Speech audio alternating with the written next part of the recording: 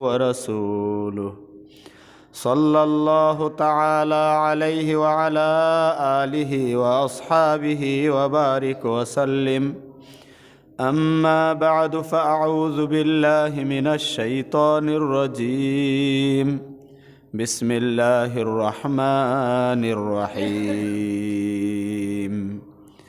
يا عبادي الذين أسرفوا على أنفسهم لا تقنطوا من رحمة الله إن الله يغفر الذنوب جميعا صدق الله المولانا العظيم وصدق رسوله الكريم ونحن على ذلك من الشاهدين والشاكرين والحمد لله رب العالمين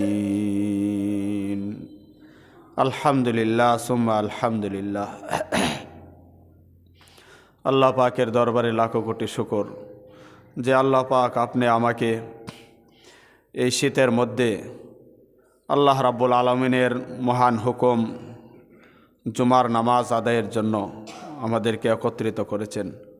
আলহামদুলিল্লাহ আলহামদুলিল্লাহ।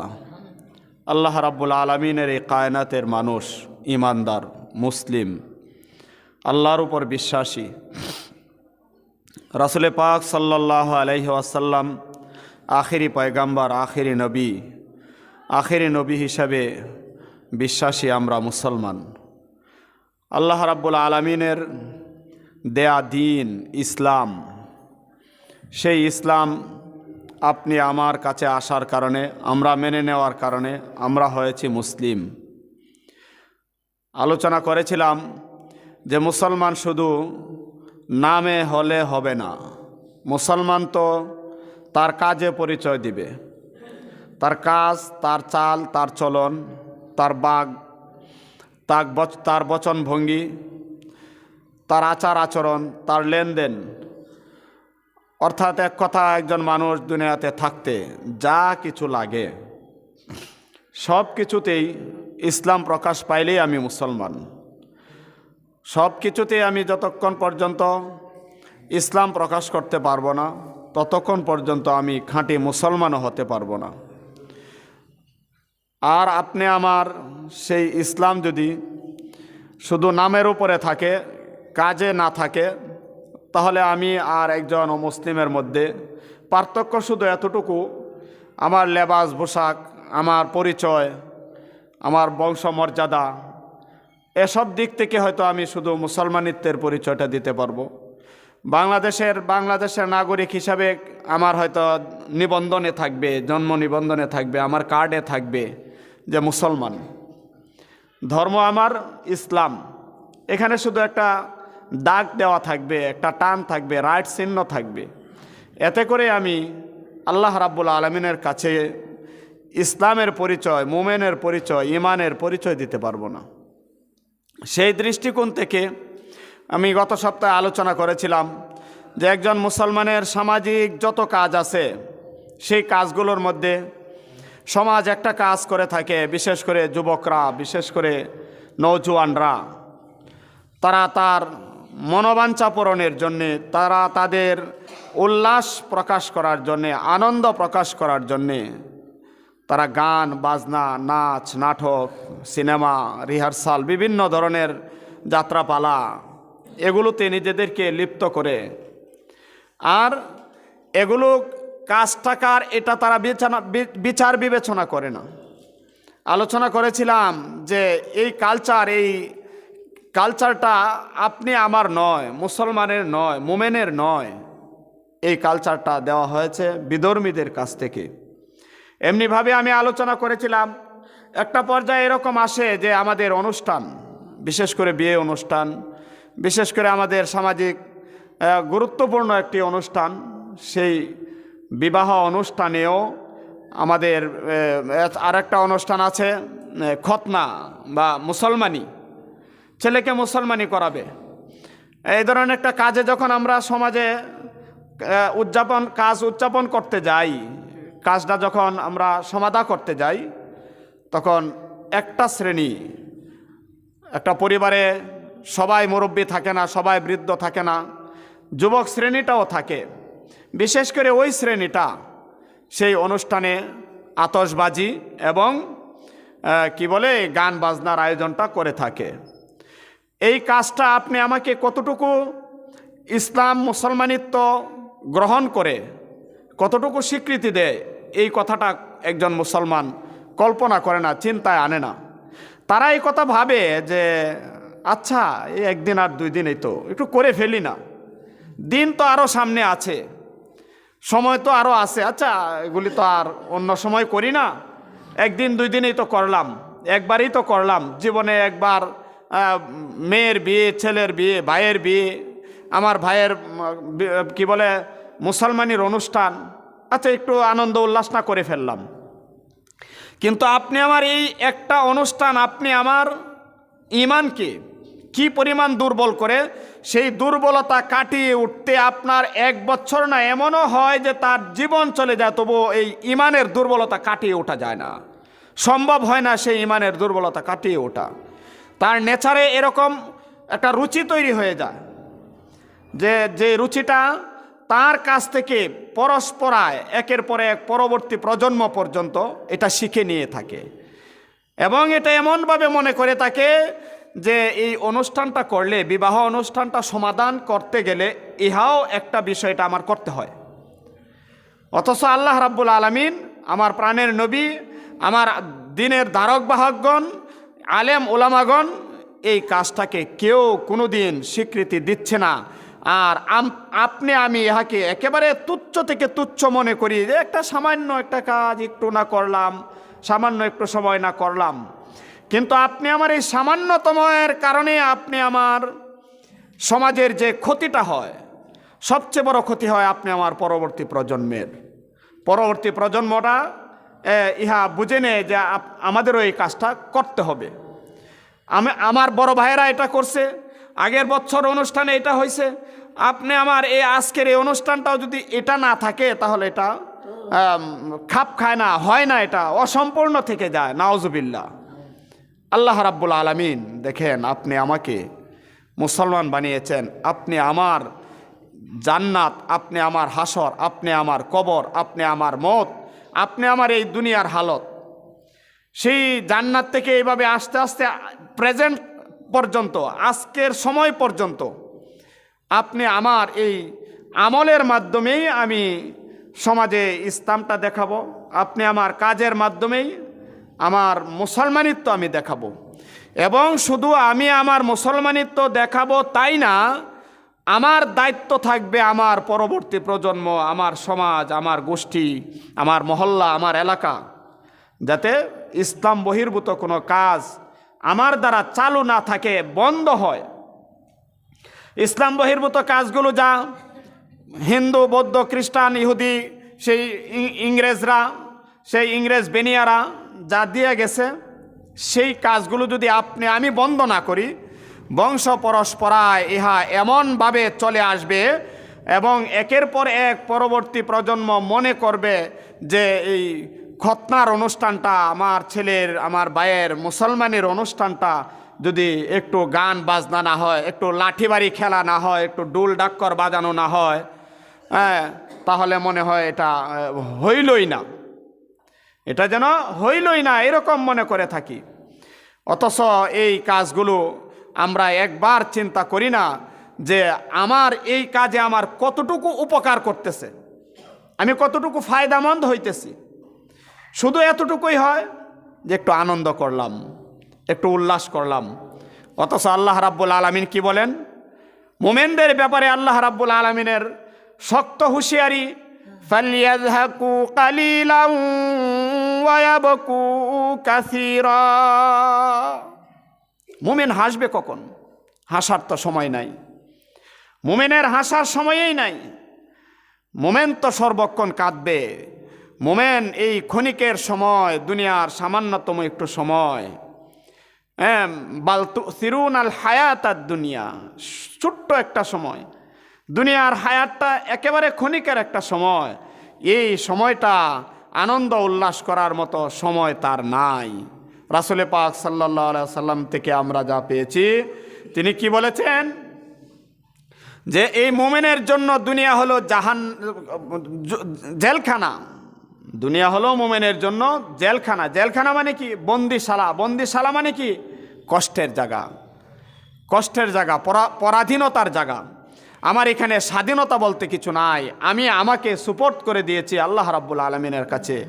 যখন আমি ঘোষণা দিয়েছি লা ইলাহা ইল্লাল্লাহ, লা ইলাহা ইল্লাল্লাহ বলার সাথে সাথে আমার আল্লাহ ছাড়া, তার রুচি ছাড়া, তার সন্তুষ্টির কাজ ছাড়া সব কিছুকে আমি বাদ দিয়ে দিয়েছি, সব কিছুকে আমি হারাম করে দিয়েছি। আজকে আপনি আমার দেখা যায় শেষ মুহূর্ত যখন চলে আসে, মৃত্যুর কাল যখন চলে আসে, তখন আমার আফসোসের সীমা থাকে না, আমার অস্থিরতার সীমা থাকে না, আমার কষ্টের সীমা থাকে না। এই কষ্ট যে শুরু হবে, মৃত্যু হওয়ার আগ থেকে এই কষ্ট যে শুরু হবে, একেবারে অনন্তকাল, যেই কালের শুরু আছে শেষ নাই, যেই কালের শুরু হবে শেষ হবে না, যেই যন্ত্রণা শুরু হবে শেষ হবে না। আজকে দুনিয়ার মানুষ তো শান্তি চায়, অশান্তি কেউ চায় না, অথচ নিজের হাতে এই অশান্তিটা কামায়া রাখে, নিজের হাতে এই অশান্তিটাকে জেনে শুনে ধরে রাখে যে হোক, পরবর্তীতে খুব অশান্তি হইতে থাক, এখন একটু আনন্দ করিয়া দিই, এখন একটু সুখ করে দেই। সেই সামান্য একটু সুখ উদযাপন করার জন্যে আপনি আমার সমাজের একটা অনুষ্ঠান, আপনি আমার ছেলেদেরকে খতনা করানোর অনুষ্ঠান, সেই অনুষ্ঠানটায় কি করা হয়? দেখা যায় দাওয়াত দেওয়া হয়, দাওয়াতের আয়োজন করা হয়। খতনার সময়ে দাওয়াতের আয়োজন, যদি ছেলে হয় 7 দিনের দিনে আপনার এই ছেলের ব্যাপারে আনন্দ করার বিষয়ে বলা হয়েছে। ছেলে জন্ম নিয়েছে, আপনি 7 দিনের দিনে একটা গরু জবাই করেন, একটা খাসি, 2টা খাসি জবাই করেন ছেলের জন্যে, যাকে বলা হয় আকিকা।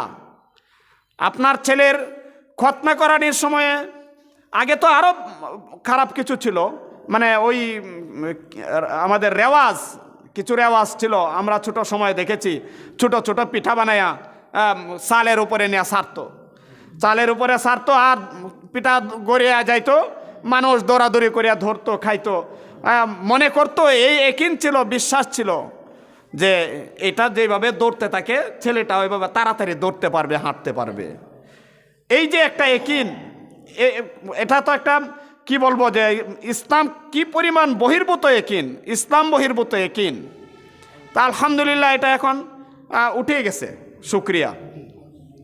এটা যেভাবে আপনি আমি সমাজ থেকে উঠাইছি, আপনি আমার দায়িত্ব, আমার ছেলের খতনার অনুষ্ঠানে যেন এরকম কিছু না হয়, গান বাজনা না হয়।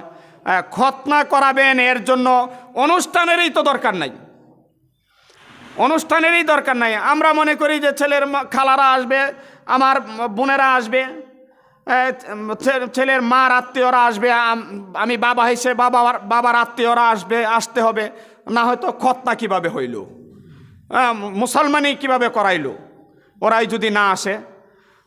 এই অনুষ্ঠানটাই তো ইসলামে নাই, আপনি আমার এই অনুষ্ঠানটাই নাই। কেউ তো আছে এরকম করে থাকে, খতনার অনুষ্ঠান, ছেলের অনুষ্ঠান, আকিকার অনুষ্ঠানটাকে এভাবে পিছায় নিতে থাকে। অথচ আকিকার বিষয়টা ছিল, সন্তান যখন জন্ম নেয় তখন পিতামাতার উপরে তার কিছু কর্তব্য থাকে। সেই কর্তব্যের মধ্যে কেন কর্তব্যটা থাকে?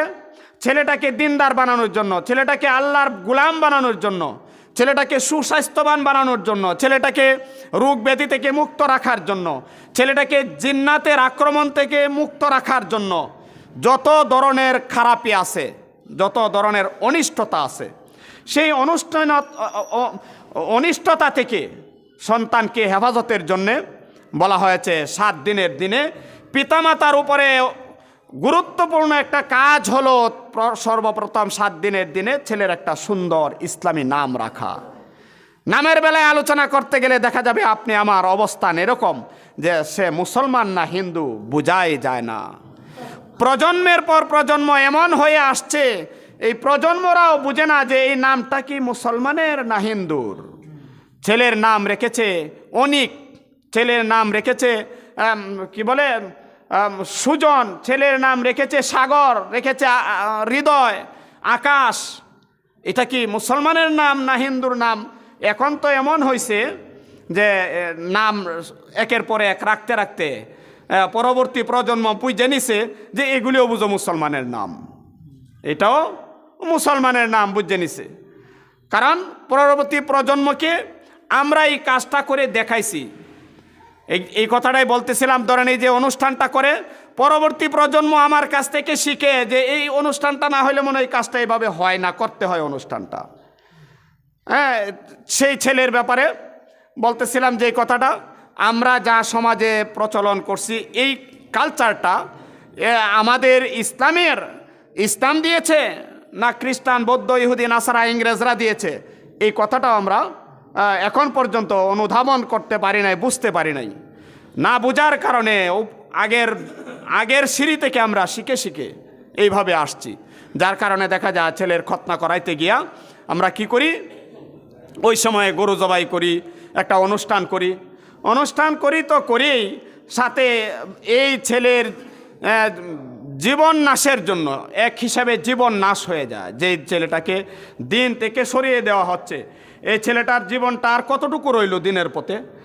দিন থেকে যে ছেলেটা সরে গেল, দিনের আচরণ যার মধ্যে না আসলো, সেই ছেলেটাকে আমি বাবা হয়ে, গার্জিয়ান হয়ে, অভিভাবক হয়ে এক হিসাবে ধ্বংস করে দিছি আমি এক হিসাবে।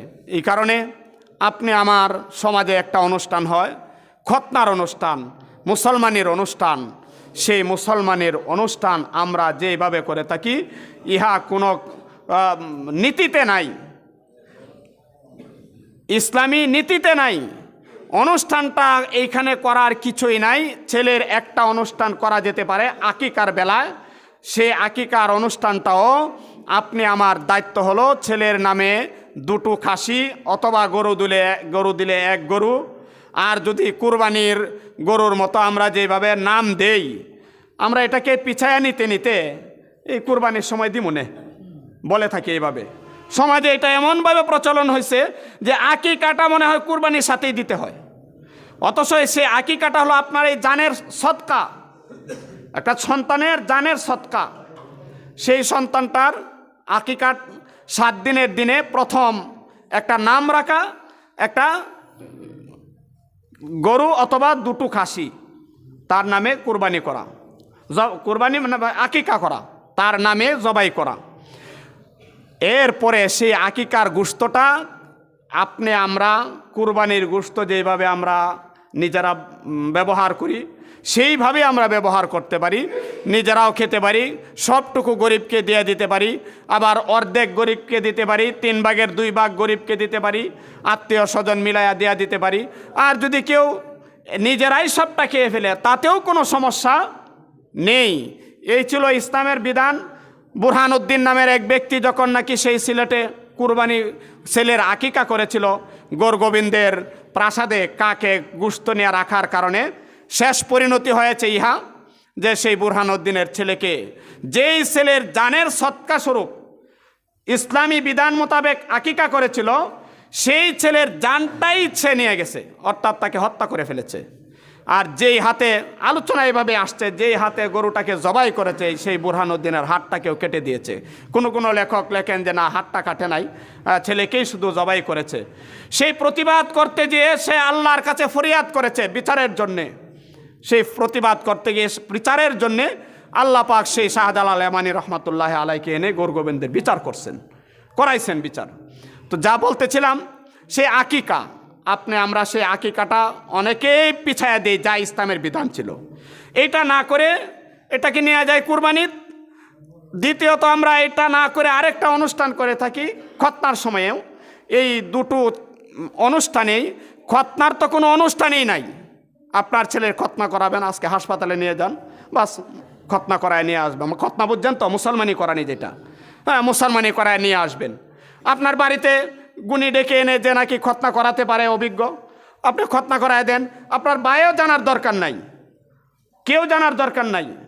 এটা তো জানানোর বিষয় না, এটা বিয়ে না। বিয়ের সময় বলা হয়েছে এটা আপনি প্রচার করেন মসজিদে, প্রচারের বিষয়টাও করা হয়েছে মসজিদে। আপনি বিয়ে অনুষ্ঠানটা করান, মানুষ জানবে যে ওর বিয়ে হয়েছে, সে বিয়ে করেছে, তাকে বিয়ে করানো হয়েছে, মেয়েকে বিয়ে দেওয়া হয়েছে, এটা জানছে শুধু। আর ছেলের বাড়িতে বলা হয়েছে সে বিয়ের অনুষ্ঠান করবে, যেটাকে বলা হয়, আমরা যে শব্দটা বলি এটা উচিত নয়, আমরা বলি বৌভাত, নাউজুবিল্লাহ, এমন শব্দ নয়, বরং ছেলের বেলায় বলা হয়েছে অলিমা করবে। যাক, অলিমার বিষয় না, আমার আজকের উদ্দেশ্য ছিল সেই খতনার অনুষ্ঠানটা আমরা যেভাবে করি এটা যেন আপনি আমার এরকম না হয়। আমরা ইসলামী বিধান মোতাবেক চেষ্টা করব আমার প্রত্যেকটা কাজ, আমার সমাজের যে সমস্ত কাজ থাকে এর মধ্যে অনেকগুলো কাজের মধ্যে একটা কাজ আমার ছেলেকে মুসলমানি করানো, আমার ছেলের জন্মের পর একটা সুন্দর নাম রাখা, Saltu, Paltu, school of nut বল্টু, এই ধরনের নাম আমরা কেউ রাখবো না। পল্টু, সল্টু নাম আছে না, ডাকে না, পিন্টু নাম ডাকে, এটা আবার কিসের নাম হলো? একজন মুসলমানের নাম। মুসলমানের নাম যদি এমনই হয় তাহলে সময় তো শেষ হয়ে গেছে যে বলতে হয় মুসলমানের লেবাস ধরেছে 71-এ হিন্দু যান বাঁচানোর জন্য, কারণ পাকিস্তানিরা হিন্দু দেখলেই মেরে ফেলতো, হিন্দু দেখলেই মারিয়ে ফেলতো।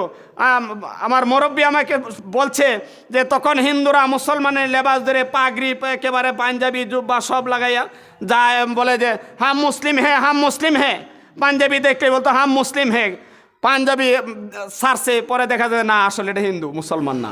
তাদের সন্দেহ জেগেছে, জাগতে জাগতে পরে আর মুসলিম বললেও আর ছাড়ে না, বলে কি কাপড়া ওঠা, নাউজুবিল্লাহ, মুসলমান নাকি দেখি, নাউজুবিল্লাহ। যাক, যেই কথা বলতেছিলাম, সেই খতনা ইসলামের একটা বিধান, মুসলমানি করানো এটা একটা ইসলামের বিধান। এই বিধানটা আমরা সঠিকভাবে যাতে করতে পারি, মুসলমানের সময় আমি বলবো আপনাদেরকে কেউ কোনো অনুষ্ঠান করবেন না, একটা অনুষ্ঠানও করবেন না। আর 7 দিনের দিনও আপনি আকিকা করবেন, সেই আকিকাকে কেউ কোনো দিন, যার সামর্থ্য যতটুকু আছে, পারলে 7 দিনের দিনও করবেন, না হয়তো করবেন না। কুরবানির সময় করার তো দরকার কি আপনার? পিছাইতে থাকেন কেন? কোনো যুক্তিকতা নাই পিছানোর। একেবারে যোগ্য ব্যক্তিরাও দেখা যায়, সামর্থ্যবান ব্যক্তিরাও দেখা যায় 7 দিনের দিনও আকিকাটা করে না। আপনি সে আকিকা না করে ছেলের উপরে আপনি কি বলে এটাকে অবাল নামিয়ে আনলেন, ছেলের স্বাস্থ্যের, ছেলের জিন্দিগির উপরে একটা অবাল নামিয়ে দিলেন। যাক, আমরা চেষ্টা করব আপনি আমার এই জীবন যেন, আপনি আমার এই সমাজ, আপনি আমার পরিবার পরিজন, বংশ, আমার এলাকা যেন ইসলামী ধাঁচে গড়ে ওঠে, ইসলামী সমাজ যেন আপনি আমার এখানে সমাজে যেন ইসলাম থাকে। আল্লাহ পাক আপনি আমাকে বুঝার, মানার, আমল করার তৌফিক দান করুন। ওয়া আখিরু দাওয়ানা আনিল হামদুলিল্লাহি রাব্বিল আলামিন।